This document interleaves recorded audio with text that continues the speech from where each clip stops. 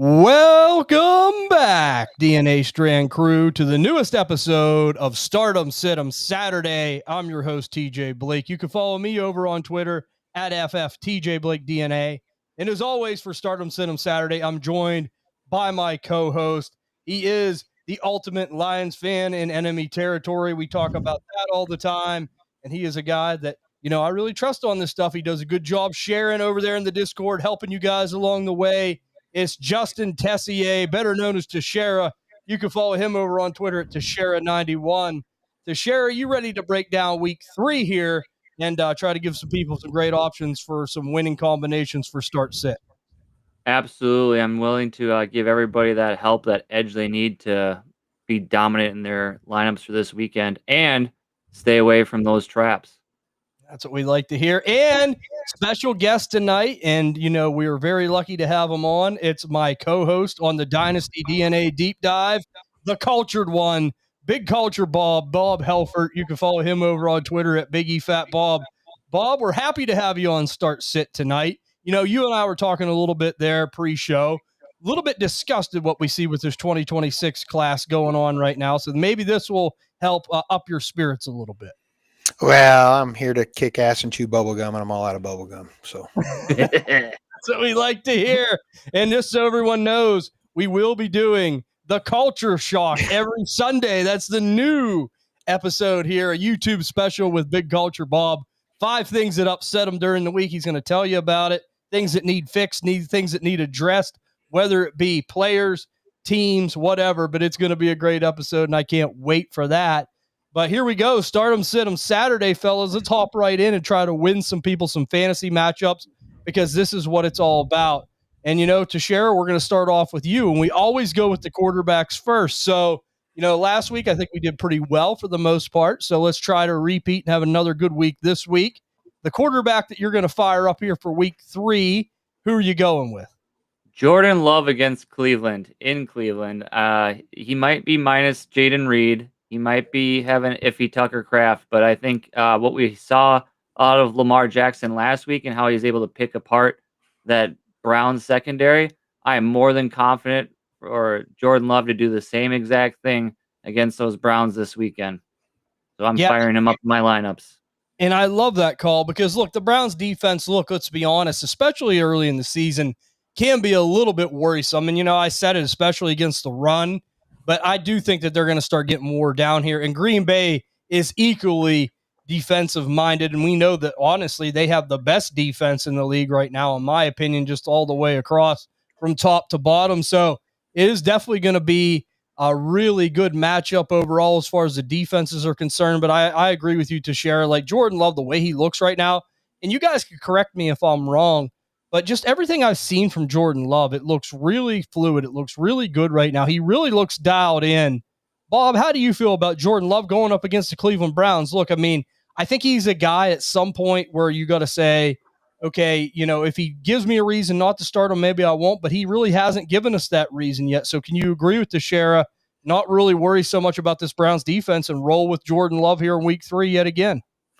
I think Teixeira is onto something with the fact that Lamar Jackson was able to pick them apart, but I don't know if they're in the same stratosphere. I'm probably a little less excited about it, but I can see where it's probably a good idea. I think this defense is going to get tired out. They're just on the field way too long, and eventually. But I mean, Myles Garrett's still there, man. I do worry about Love's ankles a little bit. Like, we've seen what happens when he gets dinged up, but. Depending on your options, I can't be upset about it. I like Love a lot. Okay, so what do you think about this Green Bay offense really overall against this team, Bob? I mean, look, I know that it is a scary matchup, but as you said, Lamar and them really found their way, but we've seen Derrick Henry get shut down. Like, are you concerned about Josh Jacobs maybe from that perspective? Yeah, I'm much more concerned about Josh Jacobs than I would be the passing game for sure. If you're shutting down the king, you're doing something. And they obviously did that, and Lamar was able to pick them apart. I just don't know if – is Jordan Love Lamar Jackson? Does he have the same capabilities? Does he have somebody as capable as what we've seen from Zay Flowers this year? I mean, like, are you kidding me? Like, that dude looks like, well, I mean, I was shocked. I'm really shocked. And then honestly, does he have I mean, I don't want to get into this, but my tight end start would have been Tucker Kraft. I'm like, I'm not worried about this knee injury. So, and Tucker Kraft's the guy that I feel is going to lead this room in targets, but then he's going to have to deal with Roquan Smith and stuff like that. But I just believe that he's more downfield than what most tight ends are going to get credit for, if that makes sense. Yeah. And I mean, look, the connection's been there and it's been great, but yeah, I'm not backing off Green Bay right now. To me, they look like all around best team in football. Until they give you a reason not to go that route, I definitely would continue on with Jordan Love. And look, to be honest, if you have Josh Jacobs, you probably got to play him. But it is worrisome that they were able to slow down Derrick Henry to the degree that they were. But there's still always that possibility Jacobs can maybe pull up a couple touchdowns if they're moving the ball, right? So that could honestly save you from that perspective. So I like to call out to Sherry, how many points you put Jordan Love on this week? I'm going to put a floor of 18, a ceiling of 25. Okay. All right. I like that. Solid quarterback 2 and a super flex, and a fill-in spot in quarterback 1 if you have like a Jaden Daniels or a Justin Fields, someone else that you're going to be relying upon but is out due to injury. Okay. So I like to call out 18 to that 25 range to Shara thinks he can get to, and I think that's fair. Bob, okay, we're going to hop over here to you. Your first start at the quarterback position here on Start 'em Sit 'em Saturday for week 1. What rabbit you pulling out of your hat for us? I don't know if this will be a shock to anybody, but I'm going to go ahead and take Dak Prescott against the lowly, miserable Chicago Bears. Like, if you're allowing 52 points to Jared Goff in that offense that really was stagnant against Green Bay, and it's the weapons. I look for Pickens to finally have a breakout game. They're not a good team, and I will pick on the Bears all the time. So yeah, I mean, I'm totally terrible at picking like a point total, but I could see Dak Prescott throwing 3 touchdowns. He's not really a scrambling guy, so you don't want to count on that. I mean, he does move around, but yeah, I wouldn't even be counting on that. But he'll at least throw 3 bombs, I would imagine. Okay, so let me just ask you this, Bob. Do you think that the Cowboys win this game then? Yeah, I mean, the battle of the defeateds, right? Is that the way to say it? Like, so that, yeah, let's put the Cowboys whooping the Bears at home, which you put them in their place. And, all the Bears fans can cry some stuff. That's just how it is. I love it. I love it. Anti-Bear Bob. That's another nickname we have for him, Anti-Bear Bob. And, honestly, I agree with you, though, Bob. And, Dak seems like he's just really starting to get it going, too. Like, we seen week 1 was a little bit disappointing, right? But that was against the Philadelphia Eagles. And for whatever reason, it just didn't happen. Like, he got the ball down there in position. Can you guys see that?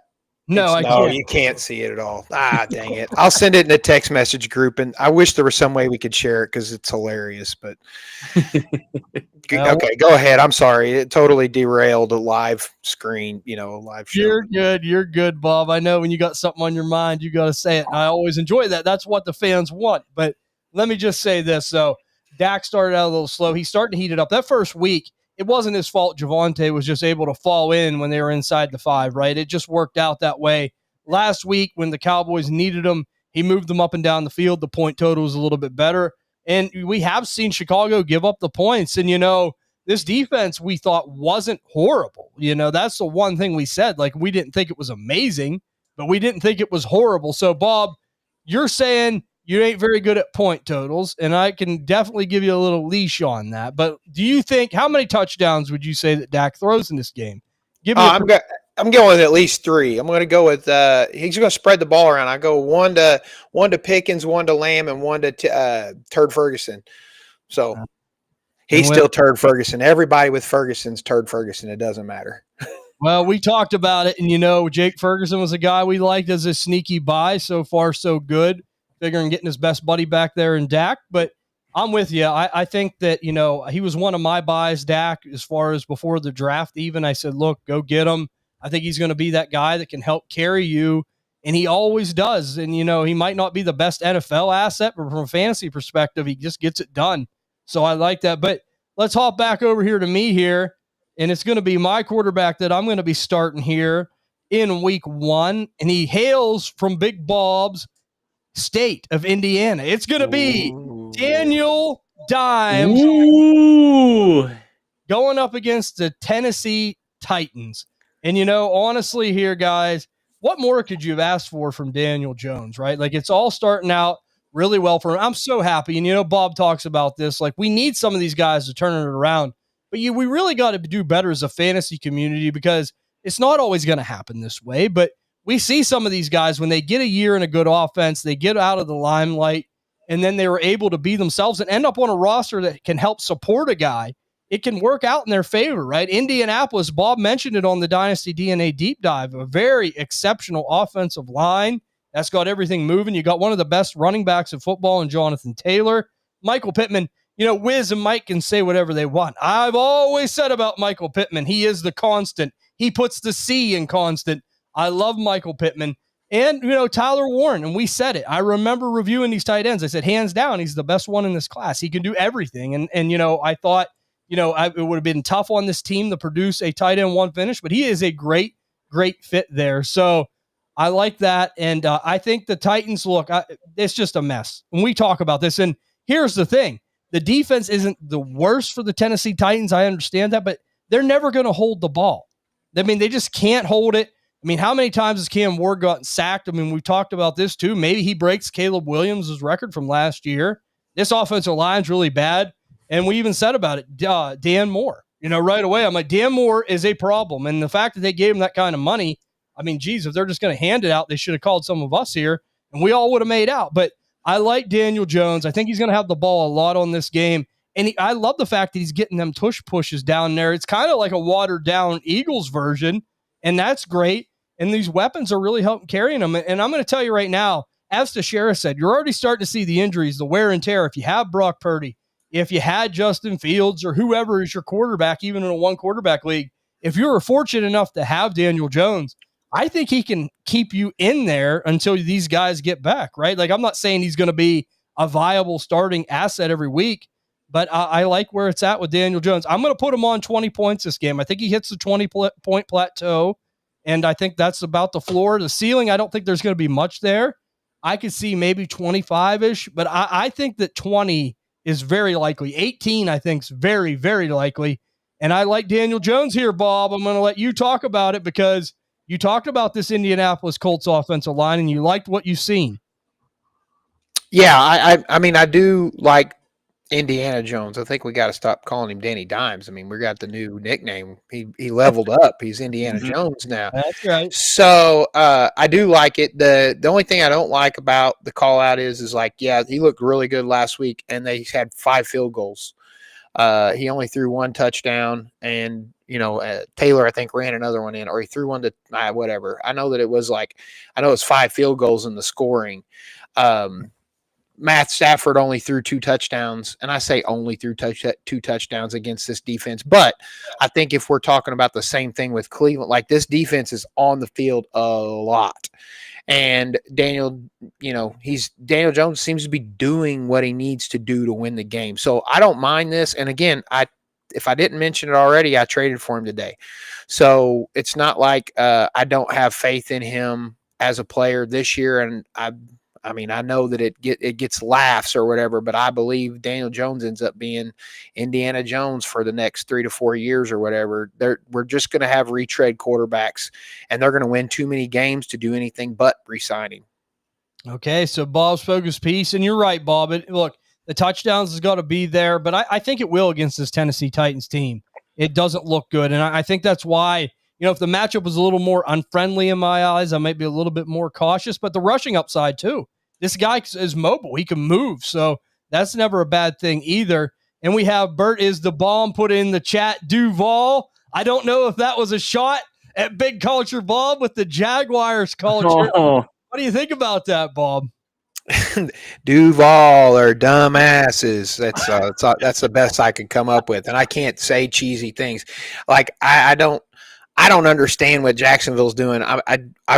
You have to appreciate their fans. I mean, I'm a Cubs fan, 100-something years, and I'm like, man, Wait till Jacksonville gets to 100 years without, a playoff appearance, or, well, of course, they've already been in the playoffs. So I spoke too soon. I'm sorry.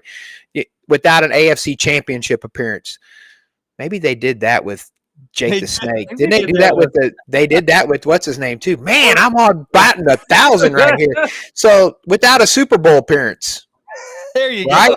That's it. I knew it. I'm old. I forget stuff. But I haven't forgot how terrible Jacksonville is, and nobody should. They're not good. And they might make the culture shock this week. They might just more than likely. I mean, what are the odds? Pretty good. I would say pretty good. But let's go over now to the running backs here. And we'll go over now to Teixeira. Teixeira, the running back that you're going to be starting here in week 3. Who you putting your confidence in? I'm putting my confidence in Jonathan Taylor against these Tennessee Titans. I'm going to play off what you guys said also with the tired defense, going to be on the field a lot. And I think that Jonathan Taylor, like a little chisel, is going to be able to just chip away and chip away and chip away at that defense. And I have him projected at least busting at least 20-yard runs in this game, having well over 100 yards. And I think, to your point, I think it'll cap Daniel Jones' rushing ability, because I think Jonathan Taylor will get in the end zone a couple times, and that will hinder Daniel Jones' ceiling for getting over that 25-point mark. So I agree with you in that point there. And I think it's going to be, once this game at halftime or gets in hand, I think they're going to rely on that run game, and we'll probably see a lot of DJ Giddens in the fourth quarter as well. So I'm very confident in Jonathan Taylor having a top 5, top 3 week for fantasy, and I can see him hitting the ceiling of 26 points with a floor of 20 points. Yeah, he's almost becoming a must start, man. I mean, this guy, last year it was terrible. We've seen situations where people were asking, should I play him? Shouldn't I play him? It kind of got that bad, but it's turning into an almost must start. Don't you feel that way about Jonathan Taylor, Bob? And do you think maybe we could see a top 5 finish this year for Jonathan Taylor? Yes. Jonathan Taylor's running wild, and it's awesome because he's a veteran I would bet on. I don't do running backs very much. You know how that goes. We talk about this often, but Johnny Taylor's one that I've bought into a couple of times this year and have tried to buy more of, because I think that this line improvement has made a world of difference. I think Sirianni kind of being on the hot seat and being like, we got to get rid of this Anthony Richardson cat and put this Daniel Jones in and see what we got going on. And it's opened up the whole playbook, and they look good. I mean, I'm in Indiana, but I'm not even a Colts fan, and I think they look really good. They're trying to win Bob over. That's what I think that's what it is. They're trying to get him in there. They're trying to get him into Lucas Oil, and they're going to try to get him his own seat. I know what they're up to, but yeah, I mean, I'm with you. I think this honestly is headed towards a top 5 finish. I mean, he is that talented. He can be that guy. So I do think that a touchdown is very, very likely. So I like the play. I think it's becoming almost a must start at this point. But we'll head over here to you now, Bob. Bob, running back that you're going to be starting for us here in week 3. And I just know for a fact it ain't going to be Ashton Jenney. Am I right? That is straight facts. There will not be any Ashton Jenney call-outs from Big Culture. I had this dude in my head, and I cannot remember who it was, and now I'm looking for, because, well, it would have been yesterday's game. Dang it. Let's go with ATN against Texans. Oh, I know this is kind of a deep one, but and I just lambasted the Jaguars or whatever, but they seem to be running the ball very well. The Texans don't look like they can do much. I'm not excited about where this team's going. This is another offense that can't hold on to the ball very long. They've allowed 241 yards in the first 2 weeks of the season. If you're over 100-yard average and you got one, I think I read the wrong stat there. No, Texans allowed 241 yards this year, and of course ATN seems to be the lead dog. And Tootin could obviously steal some carries, but I like ATN. I think that he's good in the pass game as well. That seems to be the only good thing they got going for him this year is the running game. So. Yeah, and they're definitely utilizing them. And look, I remember saying, buy Travis Etienne. We talked about it. His price was so depleted. This still is a first-round running back that has ability to catch the ball, very elusive, can hit the home run from time to time. And we see it. Like, he is a chunk runner. I mean, we've seen him do it back-to-back games.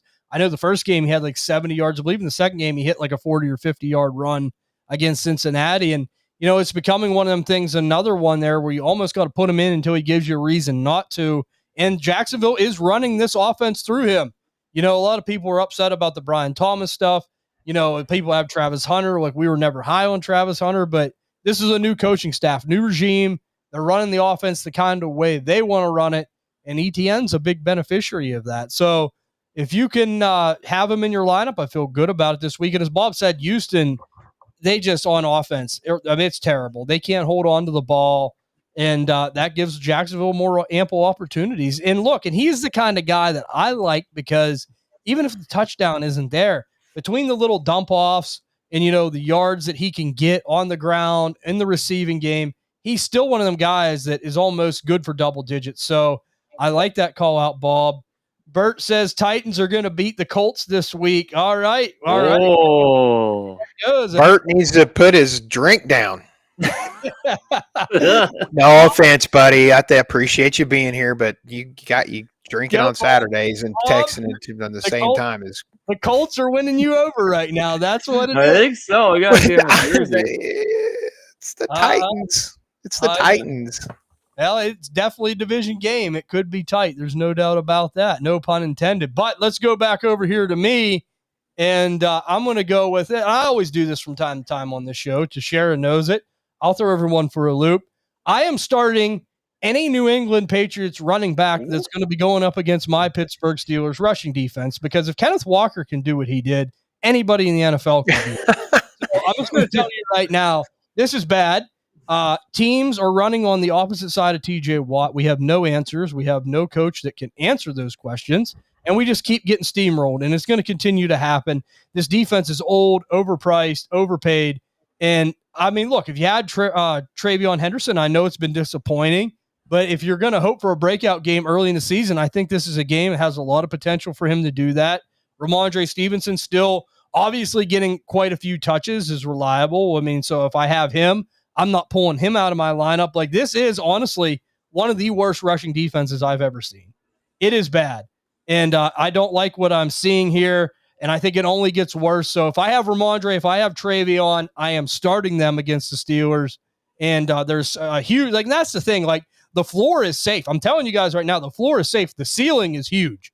The ceiling potential could be huge in this game for running back for the New England Patriots. We know Mike Vrabel likes to run the ball. And I'm going to honestly say each of them, this is a hot take, I think each of them get over 10 points this week minimum. So start the New England Patriots running backs going up against my Pittsburgh Steelers will be a smart play. We got a question here by Mark. 12-team, full PPR, 2 flex. Should I trade Bill and Tet for Brees in T? I'm 0-2, by the way, and my other running backs are Hampton and RJ Harvey. So it's a 12-team, full PPR, flex. So what do we think about this, Bob? Should he trade Bill and Tet for Brees and T right now? What would you do in this situation? So, Mark, I'm going to assume you're talking about Dynasty, and if that's the case, I'm not worried about being 0-2, and Tet, to me, is the best piece in this whole puzzle, so I'm keeping the best piece. I might try and find some way to take Bill and a draft pick maybe and just get Brees if that's what you really want to do, but yeah, I'm not super keen on getting T. Higgins. Matter of fact, I let Teixeira know that I had traded T. Higgins away in a deal where I really only got Alec Anamanor and Jalen Coker, who's on the IR. It's 2 wide receiver 2s, and I like both of their upside with T. I don't know. This team could end up letting T walk at the end of the year. And Mark's letting us know it's redraft. Okay. Brees is the better piece in redraft, so but we haven't seen Bill in a workload. Who knows? I mean, I don't know. I don't know. That's it becomes much more of a toss up for redraft. And I suck at redraft, so I'm going to go ahead and let these two guys answer. Okay, so redraft, I am going to go with the Brees side here because, look, I mean, it's still you're hoping and praying for Ja'Cory Cross-Merritt. That's who we're talking about, the running back for Washington, Burt. That's who Bill is. So, I mean, look, we haven't seen it yet. I know Eckler went down with the Achilles, but they still have all these other guys. Now you have Jane Daniels hurt. I know it's not very long, but this could really slow this offense down. Is it something that nags him for the rest of the season? And, I do like Tet McMillan, but we haven't seen him with Jalen Coker yet. I mean, when Coker comes back, does that come into play? I'm not wild about T. Higgins, but I think he can do enough to offset Tet in a redraft thing. And I think getting Brees is a big upgrade over Bill. And I don't know how you feel about that, Teixeira, but that's where I'm at. Yeah, Brees is one of my guys, behind Aaron Jones there as far as running back goes. Brees is my dude, and I think he's the best player in this deal. And if for redraft, you're 0-2, like we talked about it on Whistle to Whistle, I am very concerned about Hampton and RJ Harvey this early in the season for redraft because in redraft, timetable is a little bit shortened because you don't have the whole offseason. Think about it, you got to win now. And I don't know how long it's going to take for those two running backs to pop off. And I have way more confidence in Brees being able to do it and have a ceiling and be explosive than I do Hampton or RJ Harvey.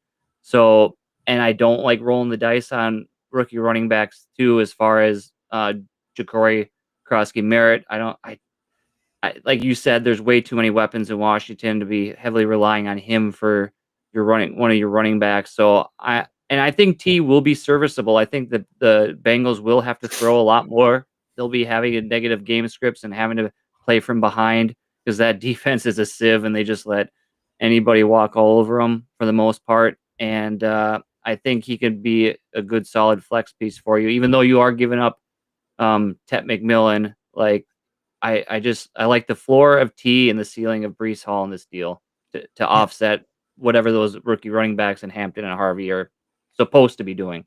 Just to chip in a little bit more, that all depends on my wide receiver room too, right? Mhm. Like if Tet was clearly my number 2, I don't know if I could do it. You know what I'm saying? But if he's my third or fourth wide receiver, then maybe I'd lean more the Brees side.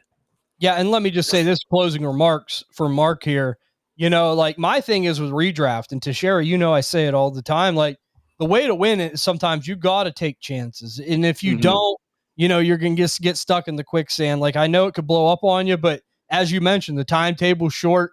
You're already 0-2. You obviously need a shake up.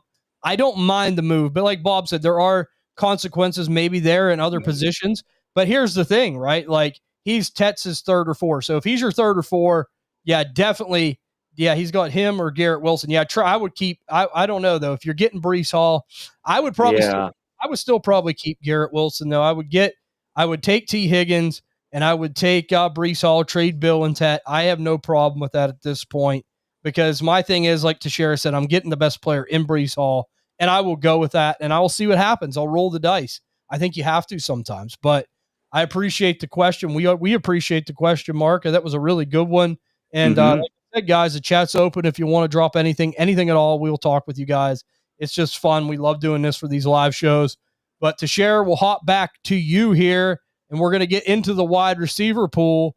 I was really excited to start the New England Patriots backs up against my lonely Pittsburgh Steelers rush defense. So now what do you have for us in the receiver pool as far as a start for week 3?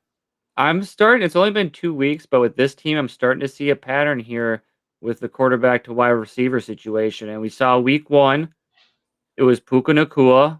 Week 2, it was Devontae Adams. And I'm projecting week 3, we go back to Puka Nacua against Philadelphia. And Matt Stafford is going to rely on his alpha in that offense there to move the ball down the field and really stretch the game out for them. I think they're going to have to rely on the passing game to get through this Philadelphia defense. I think the Eagles are going to try to force them to pass the ball and throw it 30-plus times. And it's going to be tough sledding for Kyrie Williams or Blake Corum for the most part, especially in Philly.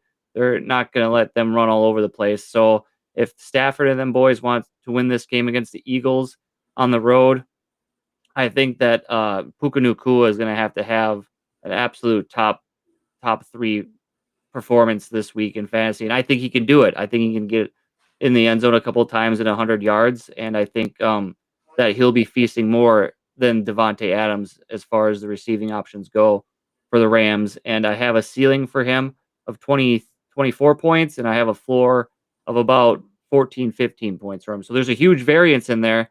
And what's filled with that variance is the yardage, the yards after catch. I think he can have a bust off a couple 30, 40-yard catches to balance out maybe a low reception total, like between 7 and 10 receptions. Okay, I like it, Teixeira. And, I think a lot of people are lukewarm and they're, upset because Devontae Adams kind of outshined last week. But, I mean, these are two really good receivers. You're going to see that from time to time. But let's just make me clear on this with you. So you would start Devontae Adams, too, if you have him. Like, you feel good about either or. I would definitely flex Devontae Adams this week if I had no other better options and I still wanted like a ceiling play. I don't think there's much of a floor with Devontae. I think he's going to be like a hit or miss, like not a touchdown or bust, but like I think the yardage is going to go Nakua's way. And if they get in the red zone and compete, I think it's going to be more so a Devontae Adams near the goal line for like a short yardage, like contested catch kind of a thing. Okay, so I love the call out to Sharon. And I appreciate the fact that you're saying, you're comfortable with playing both of them. And I like what you said too. Like, we know what Philadelphia is. They like to run the ball and they like to stop the run, right? So, I mean, like that is going to instantly make the Rams favor the pass more. And we still got Matt Stafford. As long as that back holds up, I feel really good about it. So you like both the Rams receivers this week too, Bob? Yeah, I think so. It's just a matchup you can exploit, I think. So, yeah, I'm with him. Okay, so we got another question here from Tommy here in the chat. PPR flex and a wide receiver pick 2. Okay, so a flex and a wide receiver, we pick 2.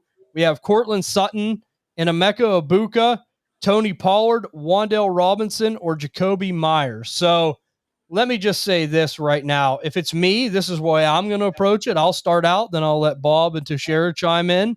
Tommy, if it was me, I'm starting Wan'Dale Robinson and I'm starting Emeka Egbuka. I am not sitting Emeka Egbuka after everything I've seen through 2 weeks. Him and Baker Mayfield are really connected right now. Mike Evans, and I said this. You guys remember me talking about this at the start of the season. I said, I love Emeka Egbuka. My only thing is, is he going to supplant Mike Evans? I mean, sometimes you have to take the dagger and run it through. And it seems like he is doing that. He is saying, look, I'm the alpha here. And that's a lot. I mean, that's a really impressive thing considering who Mike Evans is. And he has taken the reins and has not looked back. Baker likes him. He's a touchdown guy a game. You got to love that. I think PPR aspects is through the roof. The matchup's good. Give me Emeka Egbuka. And, honestly, Wan'Dale Robinson was going to be my start this week. So it's awfully ironic that he had him here because the Chiefs have just been getting torched by slot receivers. And Wan'Dale Robinson, that's where he does the majority of his work is out of the slot. And look, you could say what you want about Russell Wilson. I get it. I mean, he is definitely someone that you wouldn't want starting for your NFL team, but he still can keep some of these fantasy assets relevant with these moon balls, these down the field shots. We know the Chiefs have struggled with that too. Wan'Dale's a guy that can stretch the field. So give me those two. Bob, any difference in opinion? No, I mean, in all honesty, I was right there. I was double checking, like, would I rather start Myers over Robinson? But I think it's literally a toss-up. I think that the Chiefs overall have allowed less yards than the Commanders have, but it's like the position at which, Wan'Dale's feasting. Yeah, and I mean, I don't trust anybody in Oakland. So, yeah, I think I'll just stick with Wan'Dale Robinson and Egbuka just to keep going with what you're saying. I believe that. I mean, Myers is probably still due to get his 10 or whatever, but that's just who he is. But Robinson's got more boom potential. And I think it's one of those things where maybe if you're down, maybe if you need more of the lightning strike, then definitely Wan'Dale and Egbuka. If you need a little bit more consistency, if you're just favored to win, by double digits or something, then maybe go with Myers and Egbuka. But he's a must start almost in every format if he's healthy, in my opinion. I'm with you on that, Bob. To share any difference in opinion, you there with us? Oh, I was just going to add that tread carefully with Myers. He's an amazing wide receiver. He's so good. And if you have no other options, you should play him because he's a great player. I learned my lesson from Whistle. But realistically, the two that I'm starting here, I'm not changing it from what you guys have said, but I will put Ibuka and Rondale Robinson. But I will put a caveat here with Sutton. He finds ways to fall into the end zone, and he's extremely boom or bust this week. I can't emphasize enough. You're hoping he falls in the end zone for a touchdown. That Chargers defense is playing out of their mind right now. They're locking down number one wide receivers, and I don't think that Sutton is someone like I would play Myers over Sutton this week if I had to have an emergency wide receiver in that spot, because I think for Myers you're getting a much higher floor than with Sutton, but Sutton might have a larger ceiling because who knows, they get in the red zone a couple times and Bo Nix figures, oh, that's my red zone target, and chucks it his way. So I think this goes for everybody everywhere. I think we're all in agreement that Ibuka is must start until something else changes or otherwise, because he's playing out of his mind as far as all those rookie wide receivers go this far into the season already.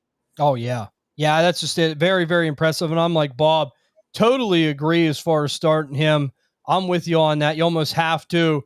We'll take this next question here, and we have Tommy asking PPR flex, Jameson Williams, David Montgomery, Chris Olave, or Romeo Doubs. I'll let you answer this one, Teixeira. Go ahead. I am already going to eliminate Olave. This one, that's too much risk variance for me in my flex. And with my flex, I like to play it where I have a solid floor, a solid potential to fall into the end zone or get into the end zone. And I think that to pair along with my quarterback pick, I'm going Dobbs in this situation, because I think to play off what Bob said also, the way the Packers are going to beat the Cleveland Browns isn't through the running game. It's going to be the passing game. With Jaden Reed out, a questionable Tucker Kraft, who will still play, but might not be as effective and not necessarily a decoy, but I don't think you'll see that ceiling game from him last week. And I think Dobbs, if they get in close and they're struggling to punch it in with Jacobs, could be a recipient of one or two goal-to-goal situation touchdowns. So I lean Dobbs in that flex spot there. Okay, so interesting. Teixeira's going Dobbs. Any difference in opinion there, Bob? The Ravens have gave up like 619 yards passing this year. That's let's see, that's a third, or sorry, 612. That's third from the bottom. If I need lightning strike, I'm going Jameson Williams, and I like the Dobbs call out, but I don't know, man. That whole passing attack, you have no idea who's going to be awesome besides Tucker Kraft, in my opinion. So I might just go David Montgomery if I need just a bare minimum amount of points. And I mean, I like to I try to judge who I'm playing. I'm not always just trying to be like, man, what do I got to do to win? You know what I mean? So if I need the lightning strike, I'm going Jameson Williams. If I just need enough, I'm going to go David Montgomery. Olave's not. I can't trust anything with that team outside of Juwan Johnson. So Olave's like whatever. You might get a concussion, I'm afraid. Yeah, I mean, Olave's definitely off the table for me, but I'm going to go Jameson Williams. And here's why, because he is someone that can move around. I think that would benefit him in a game like this. You can put him in the slot. You can put him outside.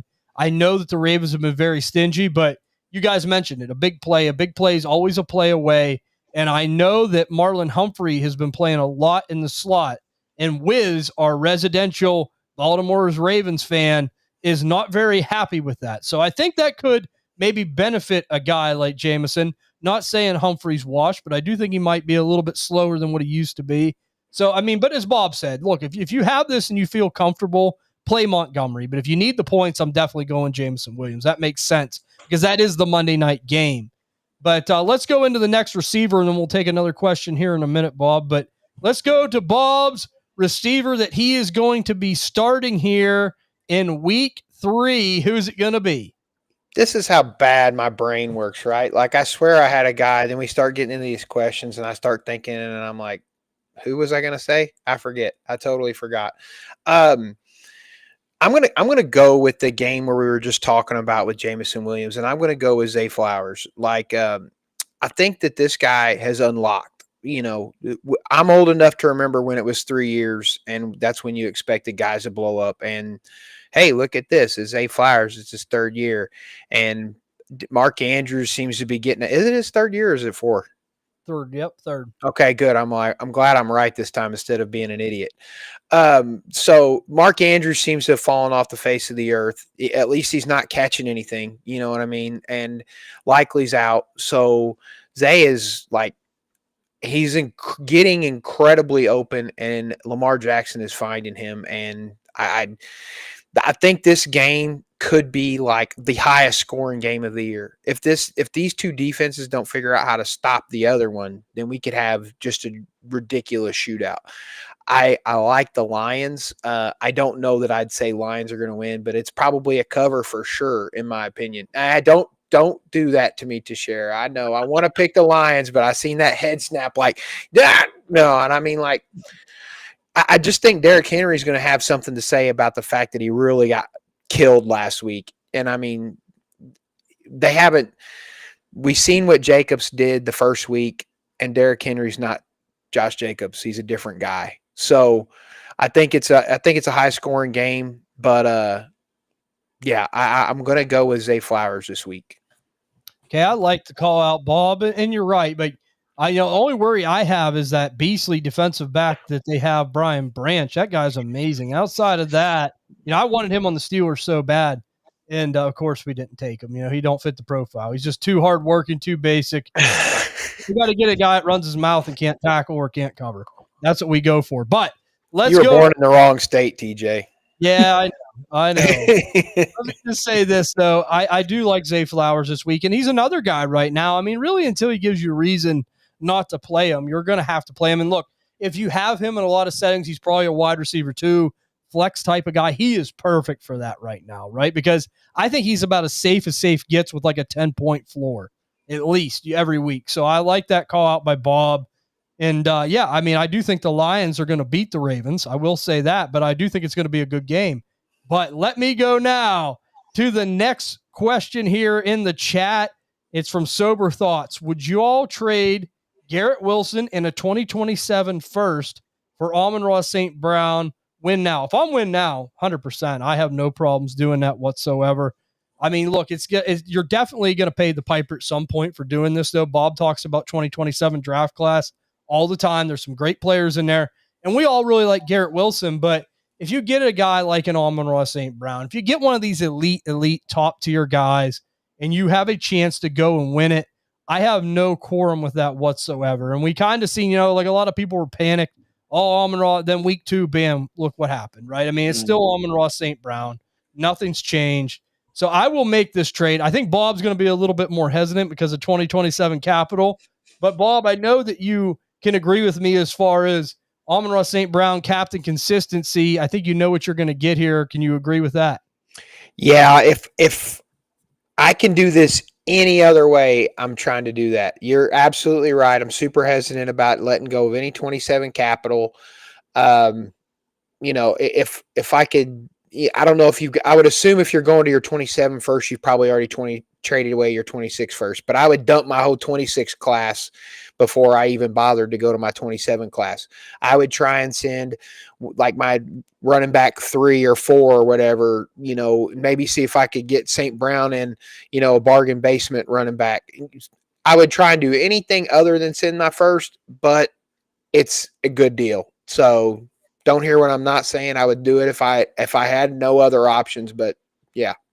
Yeah, I agree with you, Bob. And sometimes it's tough. And I always say with trades like this, sometimes you got to take your medicine. You might not like it, but you got to take it.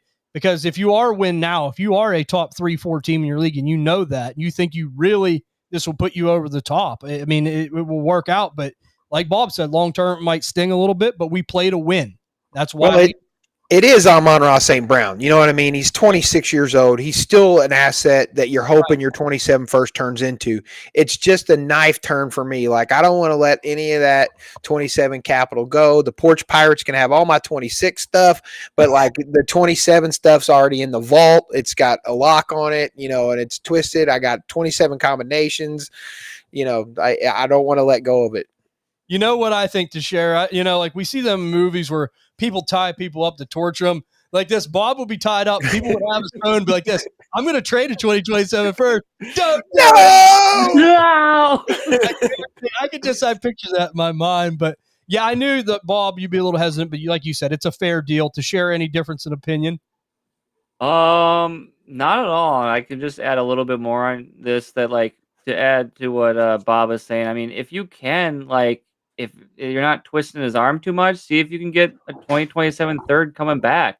Be like, I'll give you Wilson in the first, and I get St. Brown in the third. That way, you're getting some piece of that 2027 class pie back. I mean, it's a third, which it's not shiny or whatever, but you're getting a perennial top 5 arguably wide receiver in the deal to win now. I mean, I'd only be doing this, like you said, TJ, if you're the top 4 teams in the league and you're cruising, you're 2-0, and you're just a Amon-Ra St. Brown piece away from locking your lineup every week and just blowing the rest of the league out of the water week in and week out. I think I hesitate because where do we consider win now? Are you like a top 6 team or a top 5 team? It depends. You got to be honest with yourself on who the best team is and how close are you to them, right? Like if it's worlds difference and it's like, okay, maybe I can beat a couple guys, but like if you can beat this guy, let's say you lose to him by 5-10 points every week, this is the kind of move that can put you over the top, right? So it's just knowing your league, knowing who's in there. And I agree with you, Teixeira. Like it's just you got to be honest with yourself. If you feel that good about your team and you're sure, like Bob said, the deal is fair, but you got to know where you're at. You got to make sure. I'm sorry. One more thing, and I just want if this is why context matters in trades, and I don't want to get on a diatribe about this thing, but like if St. Brown becomes your wide receiver 1, and your wide receiver 2 is like Devontae Adams, and your wide receiver 3 is like Wan'Dale Robinson, whatever, you start trickling down, and if you've got old pieces, man, it's great to have St. Brown, but in 27, if all you got is St. Brown, you're going to really hate you traded away this first. So don't just think about, hey, I'm ready to go for it this year, because if all your win now pieces are ancient and you trade away your 27 first, man, you could just be, well, I won that title. And that's if you get lucky enough to win the title. Hey, I won the title, and now the rest of my team's garbage besides Amon-Ra St. Brown. Right. And let me just say this in final closing. Guys, if you ain't in the Dynasty DNA Discord, you guys got to get over there, because right now I'm telling you, as Bob said, context is important. If you guys use that app, it's a good app where we can talk about these things. We're all over there. You guys post it in there. There's other people willing to help. And to share it, if anyone asks, we'll drop the link in this chat. I know we will. So if you guys want to join, say, hey, I'd like to join that, we'll drop the link for you. We'd love to have you. Just love to share that, and our door's always open. But let's go over to my wide receiver that I'm going to be starting here in week 3, and it's the guy I already brought up. It's Wan'Dale Robinson, right? Like everything I mentioned, this Chiefs team, very susceptible to giving up big pass plays to receivers out of the slot. This is where Wan'Dale Robinson lines up consistently. Again, I'm not a big Russell Wilson cheerleader, but what we've seen last week was encouraging. He can get these weapons involved. He can make them relevant. And look, if something goes bad, the Giants have a couple other guys they can turn into, like Jameis Winston. I mean, if they would even turn to him, I mean, yeah, he's not the greatest NFL asset, but at the same token, he's great for fantasy football. Damn the torpedoes, we'll throw it wherever we want. That's what you want on a team like this. You want to have those attempts. I like Wan'Dale Robinson. He had a great game last week. I'm going back to him again. This kind of a guy that just, Bob mentioned about the Zay Flowers breakout. We're starting to see this a little bit with him too. I really believe it. Like, targets are earned. And the fact that this guy sees the targets he sees, and you already have Malik Neighbors there, he's getting open. He's creating separation. So I just don't see him getting any less than 10 points this week. I think he's about as reliable gets, and the ceiling potential is there. I think a lot of people see the Kansas City Chiefs and are like, oh, the Giants against the Chiefs. But like, when you really look down, like as far as who's he's going to match up with, this is a good matchup for Wan'Dale Robinson. And I think right now I'm going to put a floor of 12 points, and I think he has a ceiling of 20. I think he could hit that. I think he could hit one big play, and it could really pop open. So I like me some Wan'Dale Robinson this week. Teixeira, let's hop into tight ends. Tight end that you're going to be starting here for us in week 3. Who do you have? I have this guy. You guys touched on the Amon-Ra St. Browns, the David Montgomerys, and the Jameson Williams, but I got Sam Laporta this week against Baltimore on Monday night. I think if there's one piece of the field that the Detroit Lions can unlock and be an X factor for them to put a nail in the coffin and a stamp on this Baltimore Ravens defense is to kill them in the middle of the field and kill them in red zone situations. And I think Sam Laporta is a sleeping giant here. I know he's had a slow start to this NFL season. He has been awfully, for the most part, disappointing for fantasy. It hasn't been flashy or a top 3 tight end we'd like to see. But this is the game you want your superstars to rise and be the cream of the crop and overperform it. And I think that Jared Goff on the road, Monday night in prime time, as much as he will take his shots, his flashy big plays that they have drawn up for him, I think at the end of the day, this is going to be a dirty, gritty, grimy game to get to the finish line for both teams. And I'm trusting Sam Laporta to be that X factor to just get that big 60-yard bomb catch to catch them sleeping off guard, or just destroying them by getting those red zone end zone touchdowns. So I'm confidently firing up Sam Laporta. I think could be his breakout game this weekend. Okay, so that's big words. To share a Lions fan, knows a lot about this team, so he really is liking the chances for Sam Laporta this week. Good call out to share because he's let some people down, and look, he's a guy that we all still like, and if you do have him, you got to rely on him at some point, and hopefully in tight end premium, you could really have a breakout. That would be nice, but we'll have to wait and see. Bob, we're going to hop over here to you. Tight end that you got cooking to start in week 3. Who do you have for us? And let me guess, Tucker Kraft. Yeah, I was getting ready to say, I already talked about it earlier, but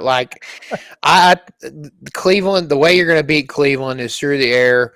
I don't see that. I mean, we talked about Dobbs earlier. I don't know if I count on anybody from this receiving core outside of Tucker Kraft.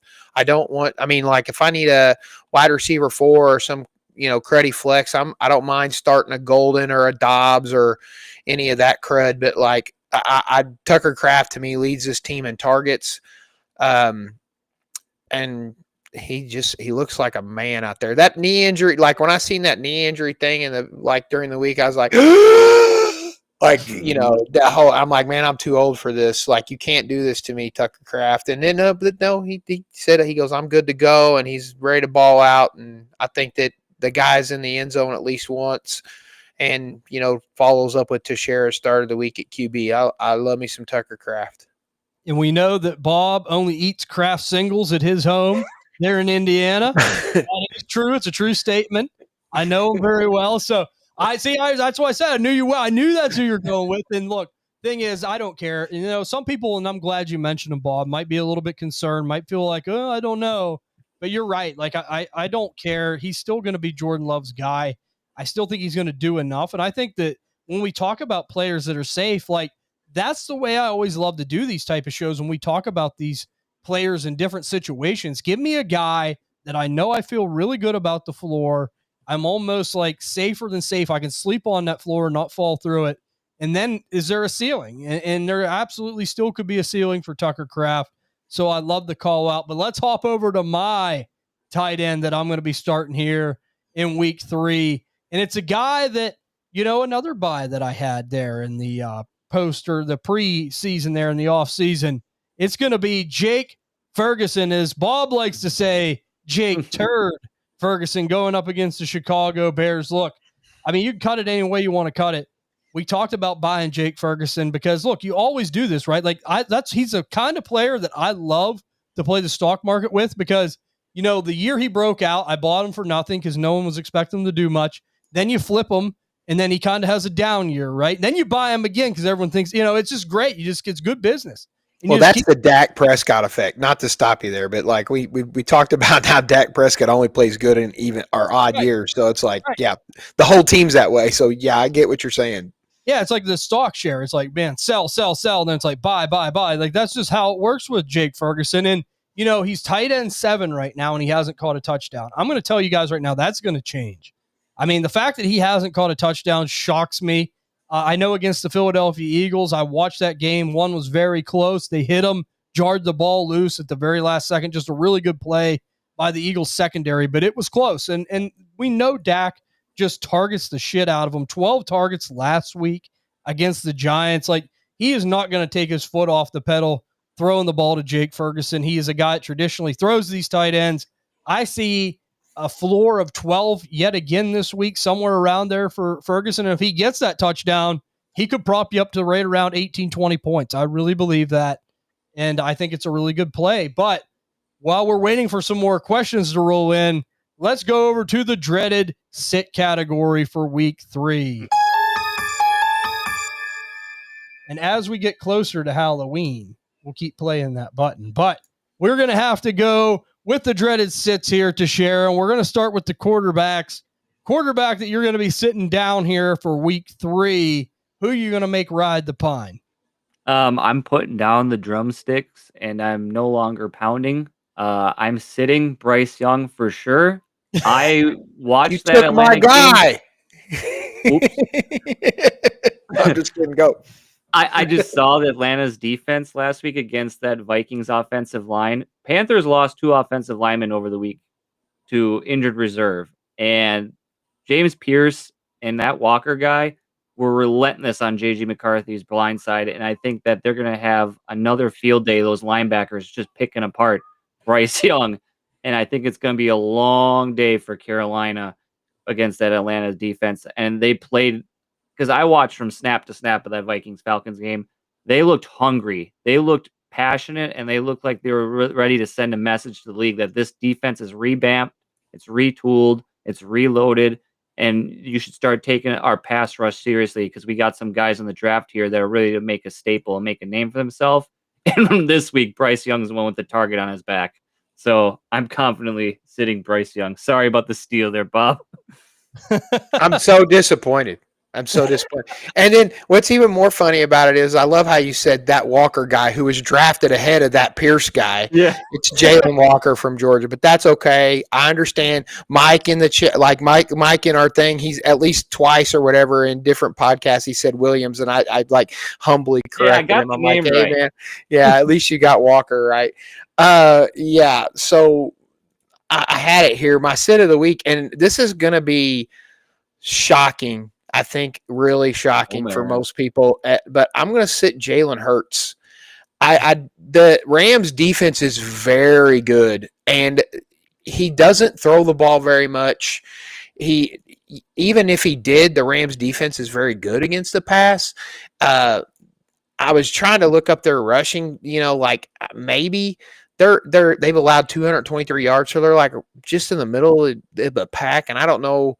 I'm trying I can't really remember if the quarterbacks were running the ball against them. So, again, old guy. But I think this is a Saquon Barkley game. You know what I mean? And I think that this is a running tack game. And that's if they win because their defense is really good. But so is the Rams. I really like the Rams defense. They're young and they're hungry. And, yeah. Big news from Big Culture Bob sitting down Jalen Hurts. Bob, okay, you said you're not great in the point total range, but if you had to guess, would you be shocked if he finished below 20 points this week?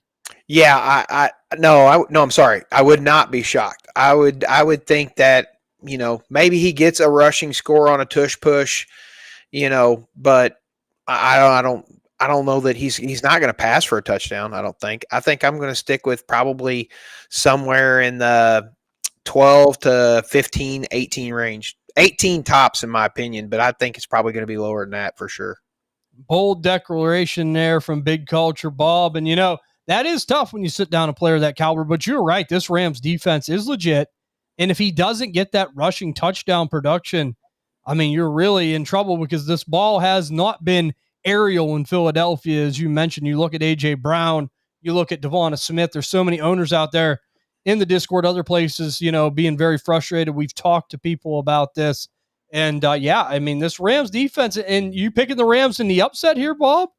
Yeah, I'm going to. Even at Philadelphia at home, I'm going to go ahead and pick the Rams in an upset. Yeah, I'm crazy like that anyway. But it was hard because I'm like looking at this list, and after he snatched my Bryce Young out from underneath me, I'm like, I don't want to go with the low-hanging fruits of whoever the backup quarterback is. And I mean, Caleb Williams is liable to, throw the ball over the yard. They'll still lose, but that'll be all it is. It'll be hollow points. So I'm not going to pick Caleb Williams. And by the way, for your start of the week with Jake Ferguson, that's so low hanging fruit. They're playing the Bears. They've allowed the most touchdowns. It's like, I'm going to pick the most obvious start of the week at tight end. I'm just messing with you, TJ. Oh, okay. The Bears are so trash. They're allowing all these touchdowns from receivers. It's whatever. Tucker Kraft, tight end one. Bob talking about low hanging fruit. I'm sorry, but he was hurt during the week, and it's like they're playing a good team-ish. They're not playing the lowly Bears. I'll be starting Tucker Kraft against the Bears every week too. Well, we'll hop start your tight ends against the Bears, everybody. That's what we're saying here. Yeah. Well, just never start Pitts. My sit of the week at tight end is Kyle Pitts every week. 4.5. Except against Tampa. I'm sorry. Except against Tampa. So you're saying you're not willing to start Pitts against the Bears? No, because it'll be a London game and a Mooney game. It'll probably definitely be a Mooney game because of the revenge factor. Bob, I love that. Slim in the chat. Well, how many points is Kyle Pitts going to get this week? 45. Wow, 45. Now I'm at 45 yards. Yeah, 45 yards. Yeah. And he got 37. He got 37, wasn't it? It was like less than the 45 I said. Yeah, Pitts is terrible. Pitts is the shits. I got it on paper somewhere. Oh, Bob, that's why everyone's happy that you're on the show tonight. But let's go into the quarterback that I'm going to sit down here. And, just because you said it, Bob, I'm going to take more low-hanging fruit here. Down, Geno Smith going up against the Washington Commanders. Captain 4 interceptions there last week against the Los Angeles Chargers. I think the Geno love fest might be slowly coming to an end here. Look, he had structure in Seattle. It worked with that team. He was able to, they're able to hide his blemishes enough. Then they go to Bob's team. You could take Oakland out of the Raiders, or you could take the Raiders out of Oakland, but you can't take Oakland out of the Raiders. That's one of Bob's big sayings. And here we go again. He lands there. Everyone expects good things, and it hasn't happened. And I don't care that Jane Daniels isn't playing or not. I mean, what do we know about the coaching staff in Washington with Dan Quinn? Defensive background, right? Like, he'll know ways to keep them in this game, especially against a team like the lowly Raiders. So let me just ask you this, Bob. Slim's 7+ win total there for the Raiders could be in jeopardy, don't you think, if they lose this game? Yeah, oh yeah, it was on shaky ground to start out with, and it's like you get the New England Patriots week 1 or whatever, where the guy hasn't played really hardly at all. He's in a new system. It's like, yeah, we got it. I got my 7 win. No, come on, Slim, stop. If they get 4, I'll be shocked. And I mean shocked. Well, they might make the Culture Shock show this week. But it's probably a good bet.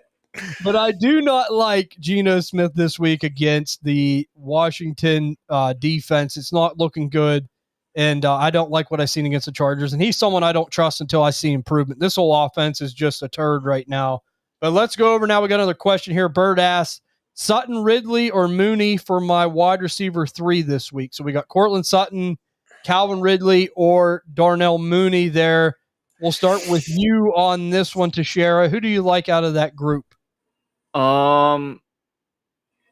If we have a fully healthy Mooney, I'm tempted, but I'm going to go with the player I probably invested the highest out of the 3 in my draft, and I'm going to go with Sutton and hope for a touchdown upside, whereas I don't know if I see touchdown upside for either Ridley or Mooney. And I like the better floor with Sutton, even though I don't think he's going to have a high ceiling game against that Chargers defense, like I said, but I think he isn't going to get a goose egg like I could see Mooney or Ridley potentially doing.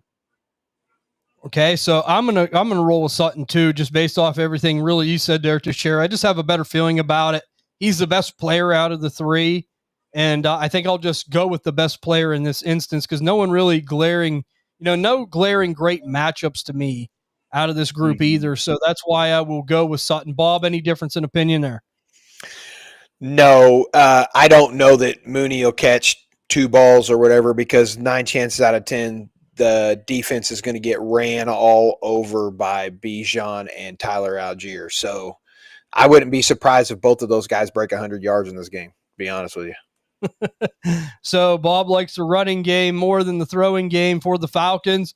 But yeah, I'm like you guys. Give me Courtland Sutton. I think that one, look, I'll just go down with the ship at that point. You got to play my best player there. But let's go over to the running backs. To share a running back you're going to have sitting for us here in week 3, who's it going to be? All right. So don't hit me with any tomatoes here, but I'm going to go with your Pittsburgh Steelers running backs. Don't start any of them. Sit them down against New England. In New England, I think it's just a bad recipe. I don't see the ceiling for either Caleb Johnson or Jalen Warren. I just don't like, and I think they could be a full-on bust this week as far as like there's a very high risk, high volatile. I mean, they could somehow, some way fall into the end zone. They get you 6 points, but I don't see their ceiling being any higher than 10 points really in this game, because I can see the Patriots wanting to slow this game down with their running game, like what you've mentioned, of just having Travion Henderson and Ramondre just going off, and that not leaving much opportunity or possessions for the Steelers to be able to counterpunch that. Yeah, this Steelers team's bad. I mean, it's flat out bad. I'm hoping we finish below 500 so we can get rid of the Mike Tomlin's never finished below 500 moniker. So that way maybe we can make some changes, because it is very bad. Like, I don't like anything that I seen there, as far as on defense or offense. And look, I think New England could just run this score up a little bit on us, kind of what we seen Seattle do in the second half. And if that's the case, the running game gets a little bit more abandoned. I will say I think Jalen Warren with the dump-offs, it's the only thing I'll caution. Mm-hmm. He seems to be a great garbage collector this year. He's going to be the ultimate sell. If you have him as a seller, he would be a great, great sell. But he's just someone I don't believe in. But I don't blame you for going this route, Teixeira. And I think that more than likely it could be very bad. And let me just say this. Like, we've seen Caleb Johnson ain't going to see the field again probably ever since. No one in the NFL I've ever seen never not fielded a kickoff. That was a new one. And then Jalen Warren, like I said, he's a guy that fumbles too. I'm telling you, it hasn't happened yet, but I know this guy, I know this team. He is a fumbler. So I think that I always say it, avoid Steelers assets. So I think that that's a good move there. But Bob, hop over here to you with the running back. You're going to be sitting here in week 3. Who are you putting down? I'm not going to sit 1. I'm not going to sit 2. I'm not going to sit I'm going to sit like 2 teams worth. Oh, we're gonna go ahead and sit the Browns and the Packers, the whole lot. And I know that's Jacobs, and I know that's Quinshon Judkins, and all the whole lot. Here's the thing: 23 teams have allowed more rushing yards than the Packers and the Browns combined. 23 teams have allowed 188 plus yards, where the Browns and the Packers have allowed 188. Sorry, 188. Yeah, 188. Yeah, so right on the money. So 23 teams have allowed more rushing yards than these 2 teams combined. This is not going to be a rushing game. Joe Flacco is going to have to try and air it out, but I have no idea how that's even possible, because it's Joe Flacco and it's that team. So I'm sitting anybody in that game rushing the ball. Yeah, and I don't blame you. And in all honesty, like, my thing is, we're going to see, at some point, this defense for the Cleveland Browns wear down, and that's the thing. Like, their offense just isn't going to be able to keep them viable enough. But let me just say this. I still love Quinshon and Josh Jacobs long term, but I love what your point is here, Bob. Like, and I love what Teixeira said about starting Jordan Love. It just seems to be that the game script's going in that direction. And I think if you have some people and some pieces like a Tucker Kraft, a Jordan Love, and it's a slow start, don't worry. In the second half, I just feel the Browns are going to run out of gas. And I think that's when the Packers take full advantage of it. And Jordan Love and them guys will probably go up and down the field. So I love the call out. And let's go over here to my running back that I'm going to be sitting down here, or should I say running backs that I'm going to be sitting down here for week 3. I'm going to sit down the Denver Broncos rushing attack going up against Jim Harbaugh's Los Angeles Chargers. Look, it's just like a guess who game. Who's going to get the points? We don't know. I don't trust either of it. It hasn't been explosive. It hasn't looked good. We talked, people wanted J.K. Dobbins and R.J. Harvey to be kind of the wish version of Alvin Kamara and Mark Ingram. Like, that's not even on the table. Like, that's not even Aldi version, as far as that goes. It isn't good. I don't think that R.J. Harvey's terrible. I think that he's going to have more greener pastures maybe next year when he fits into this team and this offense a little bit better. But as of right now, the Chargers look pretty darn good slowing down Bob's buddy Ashton Jenney last week. And we know one thing about a Jim Harbaugh coach team. They like to usually run the ball and stop the run. Them are two very big things on the wish list. And I don't think Denver has enough firepower to do much. So if I have either of them players, I'm not starting them against the Chargers. And to your credit, Bob, you said this even about Jenney. Like, this is a tough rush division as far as playing defense against the run. Yeah, I got it on paper somewhere, but like, what was it? Something like maybe a total of 17 total rushing touchdowns against the division. Like, it's Genty was doomed to begin with, and then he got drafted by the Raiders, so he was double doomed. So yeah, it is what it is.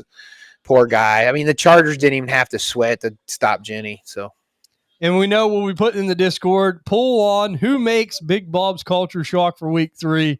Which team, which players? We got to do over or unders. Yeah, we'll have to get. I'll put my what is it, PayPal or whatever out there. You guys, you just keep pushing money this way, and we'll get them in there. Oh, you're really fired up then. It'll be really going on a tangent. But all right, we got another question here. It is from Pretty Boy Horton. It says Jerry Jeudy, Ramondre, or Jawan Jennings in the flex. That is Jerry Jeudy, Ramondre, or Jawan Jennings. Let me just say this, Pretty Boy. I'm going to go with Ramondre Stevenson. I've said it. I said start the Patriots running backs against the Steelers rush defense. They can't stop a nosebleed. And I don't like what they're doing on defense. They're old. They're overpriced. Teams are running to the left side where TJ Watt isn't, and we cannot stop it. We have nobody that can stop it. And the players we have are ancient. So give me Ramondre Stevenson, Bob. Any difference in opinion there?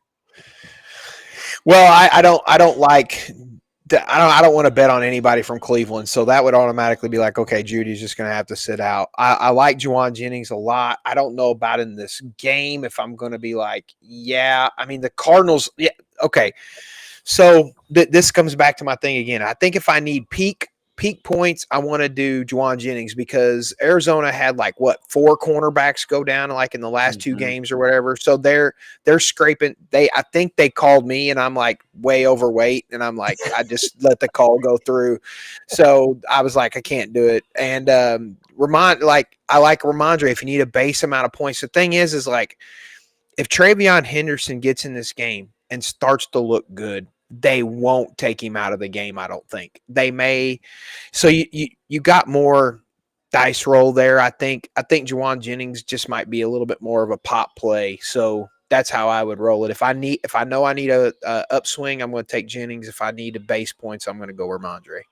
Okay, and that is always like we talked about, know where you're at as far as the score goes in your game. But to share any difference in opinion, you're the tiebreaker.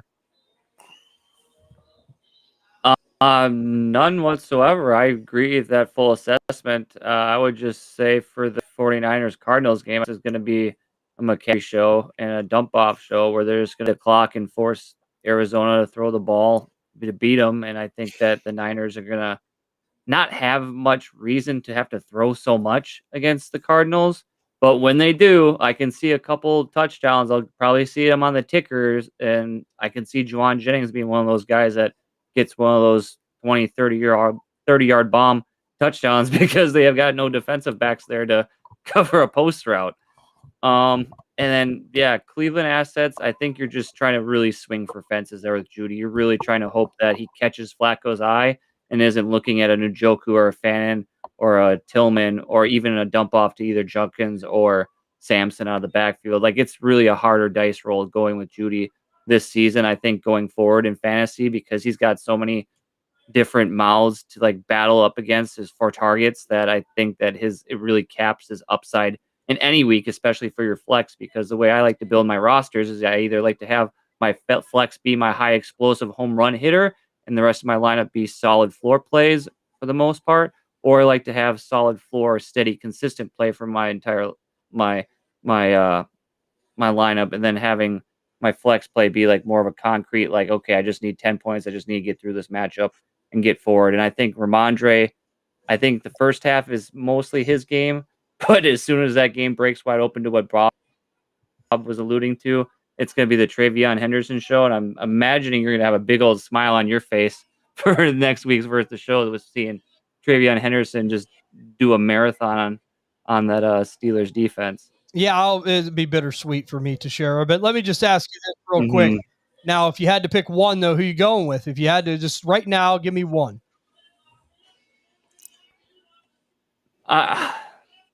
I go Jennings because I think I can see the tight end, the touchdown upside there. Whereas I don't see Ramondre getting a touch. Like I can, yeah, I'm going Jennings for just the touchdown. It's just that Stevenson's boring. It's not anything against him. It's just boring. Like I'd rather put somebody in my lineup. I'm like, man, that guy's a dog. Yeah, Stevenson's just boring. It's not that he's bad, TJ. You were half right. It's okay. Yeah. I'm just going to tell you right now, watch the team, the Steelers team. I mean, anyone could run against them. Peg Leg Pete could get 150 yards. So I just don't know, guys. I mean, your Steelers love-hate relationship totally drags like everybody's going to be awesome against the Steelers. I love it. Yeah, and I can't wait to see this super sneaky turnover of TJ becoming a Colts fan. He's got Michael Pittman there. Taylor's doing well. Daniel Jones is doing good. He might, I got some connections, but it's hard to pry me away to what I'm loyal to. But very quickly, James Stark asks, what do you all think about flexing Alex Pierce this week? I have a gut feeling he's going to pop off. Honestly, I mean, I'll let these guys chime in. Like, I'm not going to do it. It just seems like Alec Pierce fits Anthony Richardson better than what he fits Daniel Jones. You see the follow-up text, though, so let's just go ahead and do that, in my opinion. I mean, I guess we can give analysis on Pierce as we're talking about it, but basically he wants to know Sutton, Fannin, Thornton, or Alec Pierce. What do we think? Sutton. Yeah, because I think Pierce does fit what you were getting ready to say before I cut you completely off like a jerk, but like he fits Anthony Richardson so much better than he does Danny Dimes. Right. Indiana Jones. God, it's going to take me forever. Yeah, but go ahead. So you're going Sutton too, Bob? Yeah, I think so.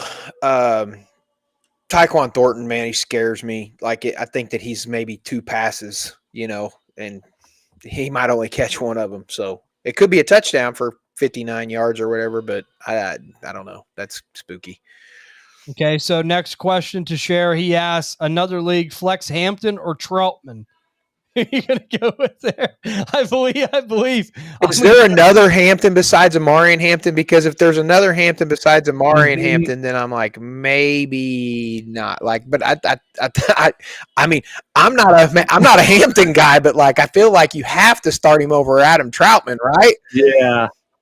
Yeah, I think that's not even like 100 sided dice roll die. I think I'd just go ahead and start Hampton. As much as I don't like Amarian Hampton, I can appreciate that, but I'm still going to play him. I definitely like it. Now we got TJ on the Hampton train. Yeah. That's a broken leg Hampton train. Yeah. Oh my, what a disappointment. I was so wishing so many people didn't pick him in the top 3, man. What a disappointment. But let's hop over to, thank you guys. Love the show. And Tess Buck Hunter. No, hey man, we appreciate you. Thanks, James. We appreciate you. Thank you for tuning in and joining us. We love to help you guys and chat with you. That's what makes it fun. But we'll go into the receivers here. We're getting close to finishing up. To share a receiver, you're going to sit down for week 3. We're running short on time, but go ahead and give us quickly who you're going to be sitting in week 3. I'll keep it short and sweet. I don't want this fancy new flashy sports car that everyone's been advertising this offseason as the new wide receiver darling for that offense. But I'm not starting Travis Hunter.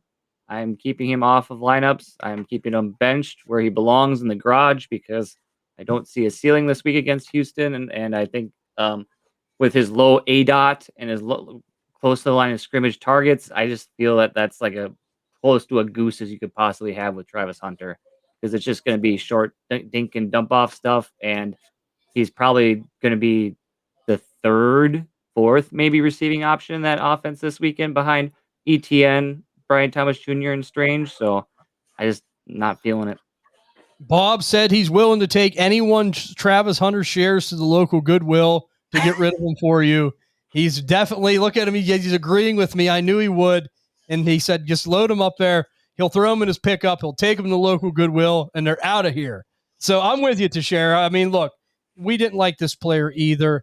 Nothing against the kid. He's hyper athletic. I mean, he's definitely a talented athletic specimen, but this just doesn't work in the NFL playing both sides of the ball. As Bob said many times, Jacksonville doesn't have a plan, and I just don't like where it's going to end up with him right now.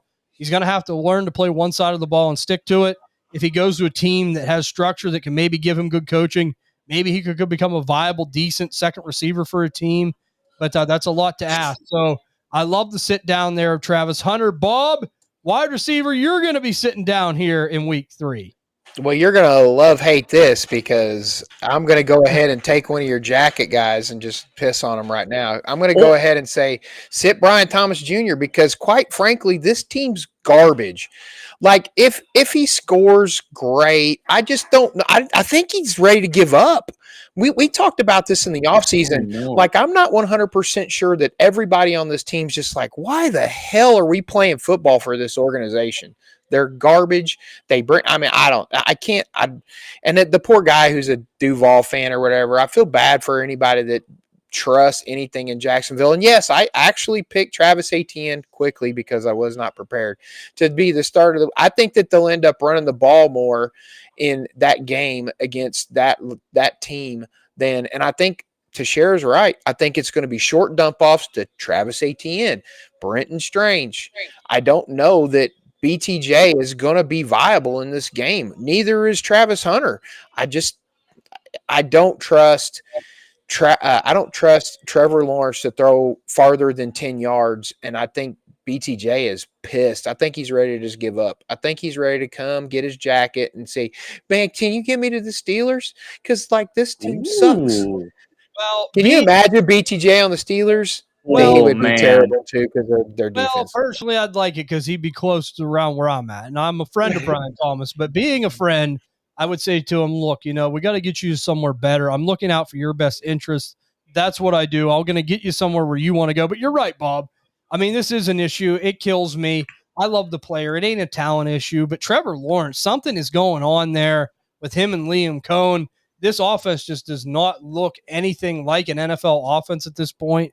Outside of Travis Etienne, he's the only person you could trust. So until otherwise, you got to make some hard decisions. And we love Brian Thomas. It ain't like we don't trust him. So he's got a hurt wrist. Bert, what is he doing with? Never mind. Hey, Bert, I got your back. He probably is it BTJ's wrist? BTJ's wrist is hurt.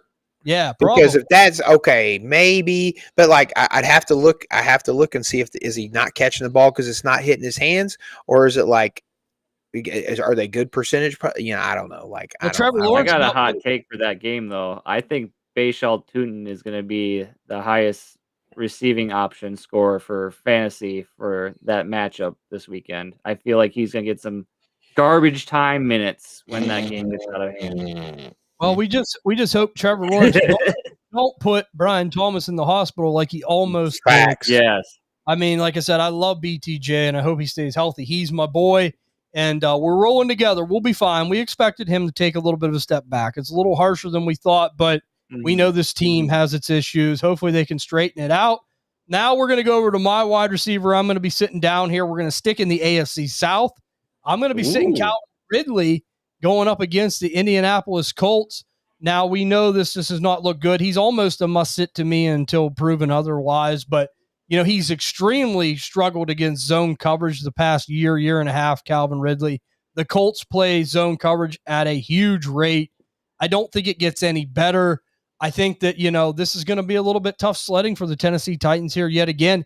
This could be a really low-scoring game. I mean, it could be more of a 20-17 type of game or a 28-21 type of game. So I don't, and it used to be that was decently high scoring, but not anymore in NFL standards. But I'm just going to say I don't see anyone really lighting up the scoreboard super much here on either side of the ball. I do think the Colts are going to get the better of it. I mean, I do think Daniel Jones is a solid play this week. I think Jonathan Taylor is a great play. I think Tyler Warren's a great play. I think Michael Pittman's solid. But outside of really anything else, I'm not really interested as far as Alec Pierce, Josh Downs. I'm not interested in, anyone on the Tennessee Titans overall. So go ahead and give me Calvin Ridley sitting down against the Colts in that zone defense they run so much that he struggles against. But let's go into the tight ends here to share a tight end you're going to be sitting for week 3. Tight end that I'm going to be sitting for week 3. I gotta do it. It's low hanging fruit, and I've been waiting 2 weeks to do this because I just want my opportunity. Colston Loveland. Oh, Cole Kmet. No, Colston Loveland. Please, okay. just lock him up and throw away the key, and just keep him on your bench. I don't see one target last week was pathetic, and week 1 it was even a sad display. Also, I just don't see him. Like, he was supposed to be this advertised athletic freak tight end, and Ben Johnson's just not looking at him. They're not drawing him up in the plays, and he's just getting overshadowed by those other mouths to feed in Chicago, and it's slowly becoming a snowball of a mess for that offense. And there looks like, from what I've been watching, they're just throwing stuff at the wall and see if it sticks, and Colston Loveland isn't part of that plan. Okay, and I agree with you. The usage has to be alarming. And, we kind of figured this, though, because there's going to be some odd men out on this team. I was never super high on him to begin with. I mean, I do think that maybe down the road he can turn into something viable, decent.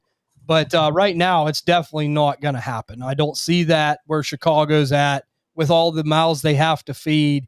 He's last in the pecking order. I'm with you, Teixeira. Almost a must sit until further notice. I mean, he has to.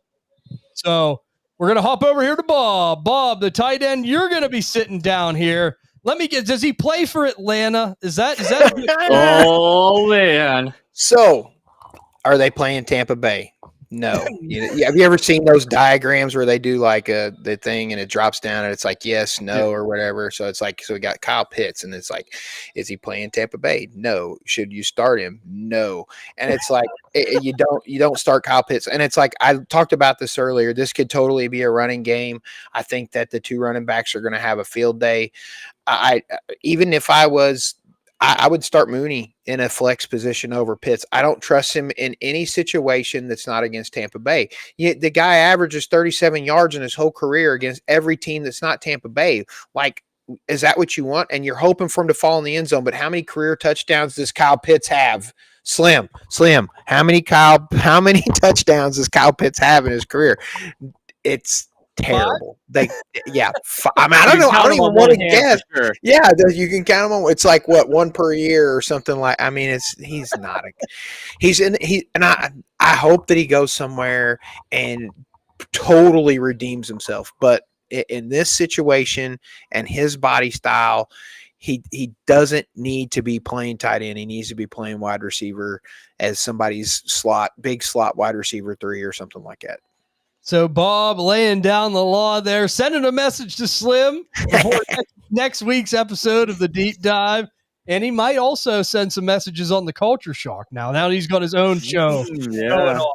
So let me just say this. I love the call out, Bob. And yes, he is not playing Tampa Bay, so we are definitely sitting Kyle Pitts. We got that for sure. Bob is the one that's preached that so much, and he's right on the money. But let's go over to my tight end, and I'm going to be sitting down. I'm going to keep it short and sweet. I'm going to be sitting down Evan Ingram here going up against the Los Angeles Chargers. I mean, what the hell happened to this Broncos offense? It was supposed to improve, be so much better, these pieces. We're starting to see Adam Troutman kind of, get in there ahead of them. And, that's why James talked about maybe even putting them in a lineup. But look, that's still a stretch. I don't trust either of these Denver tight ends. But, I mean, now he's going up against the Chargers this week, Evan Ingram is. They held Brock Bowers and Travis Kelce both to under 40 yards. So, I mean, the fact that they're able to do that to them 2 quality tight ends, now you got Evan Ingram coming in who has not fit in to this Broncos offense yet. I just don't trust it. I don't like where that's headed. I'm not playing them until further notice. I got to see it. Once I see it, I'll give them some more leash, but we haven't got there yet. And we have one trade question here before we do our Dabble Fantasy start and sit of the week to end the show. James asks, trade, which side you taking? Tucker Kraft and Jalen Warren for Brock Bowers, 10-team Dynasty PPR. I'm going to be honest with you here. I mean, I'm probably going to still stick with Bowers because I don't love Jalen Warren. Like, I think that, I mean, he's not someone that's going to be super viable long term. Now, if you could have got like a pick on top of that with Tucker Kraft, I might have been more intrigued. But look, I mean, Tucker Kraft's playing better right now, but Brock Bowers is still Brock Bowers. He'll have some more days in the sun. You're going to see a lot of interchanging at tight end when you guys got guys at 1, they're going to drop down. Tucker Kraft may very well finish as tight end 1 this year, but next year he could be tight end 7, and people will be like, oh, now we're going to trade Tucker Kraft. Like, I don't know. I just would rather stick with Brock Bowers. And if you are going to trade him, and I think Bob can agree with me on this, I think you could get more. Am I wrong, Bob? No, you should get more than, and it's like, that's a perfect trade down target. If I have Brock Bowers, I would want Tucker Kraft, but I want a much larger plus than Jalen Warren. Even I'm a Tucker Kraft stan at this point, but I got to have more than Jalen Warren with Tucker Kraft. Yeah, and I know, Teixeira, you agree. Nothing really to add there either?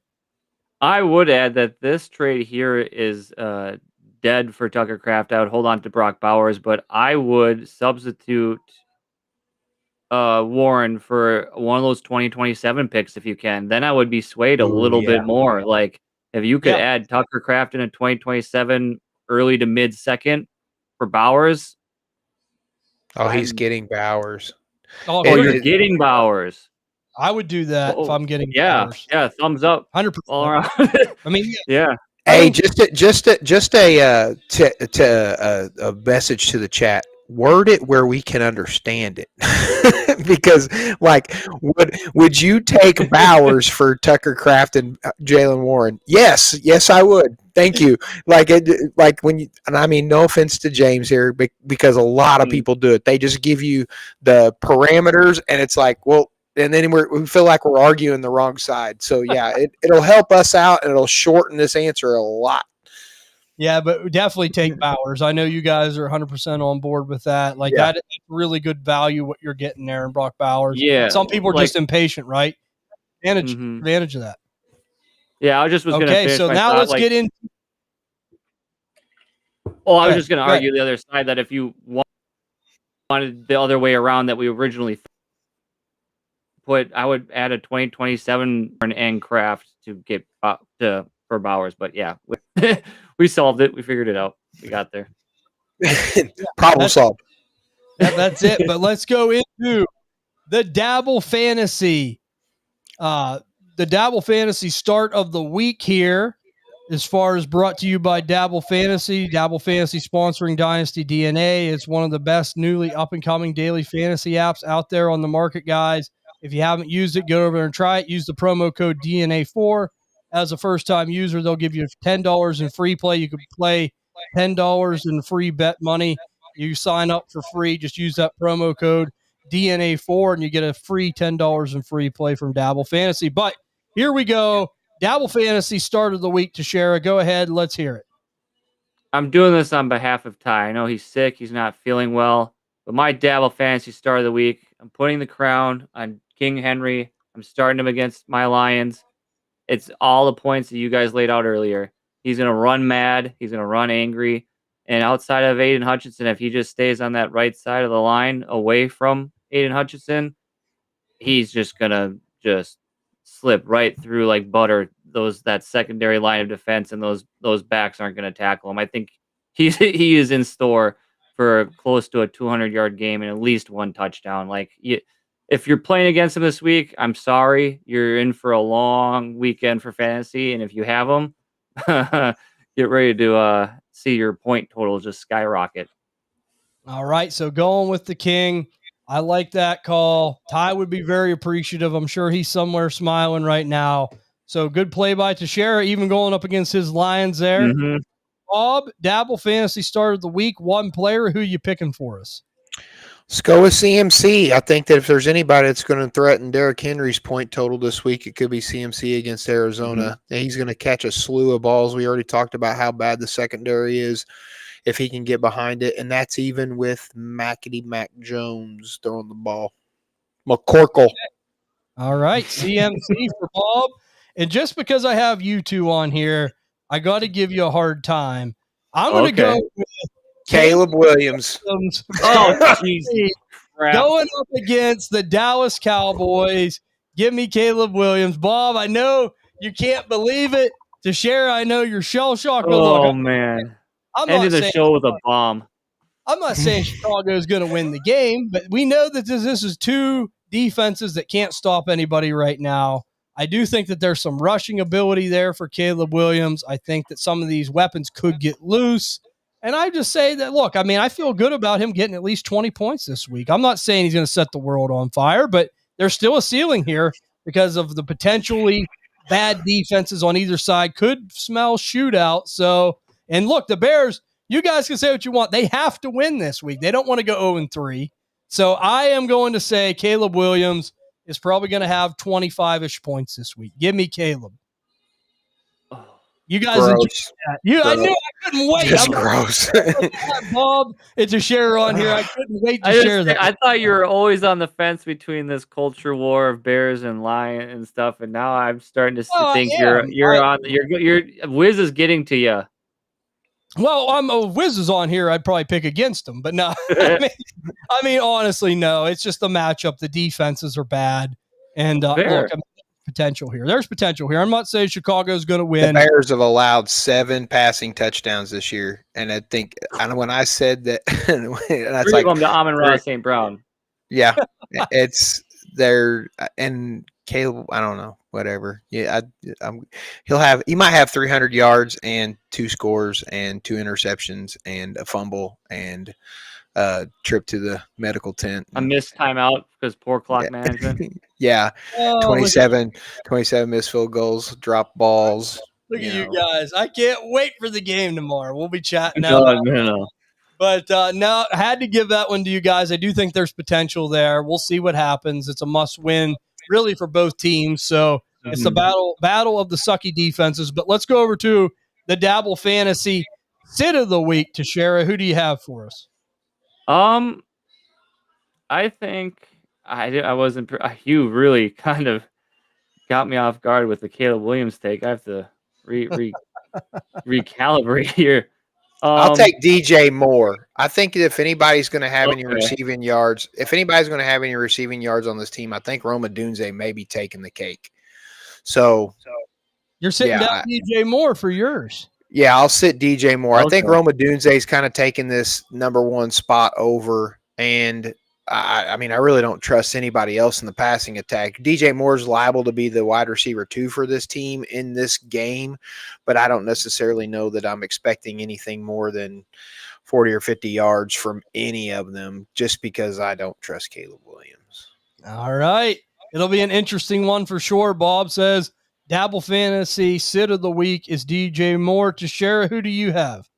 My Dabble Fantasy Sit of the Week is because I've been itching to say this one too, because I just want him to just go away and ride off into the sunset and leave us all alone forever and be done with it. Travis Kelce, just go away. He's the biggest frustration whenever I have him in lineups because he's just underperforming so bad these first 2 weeks. I just don't think his head's in football anymore.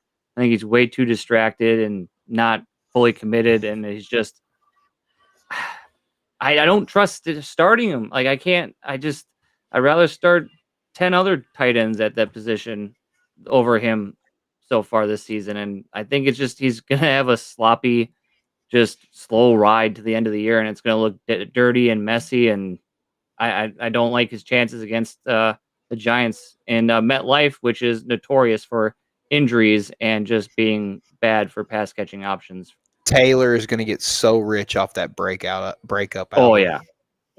Well, let me just say this.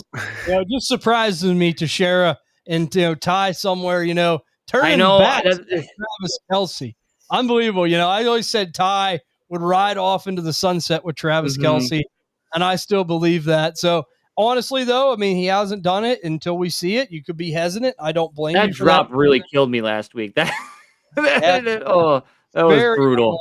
Very un-Kelce-like. But let's go into my Dabble Fantasy Sit of the Week.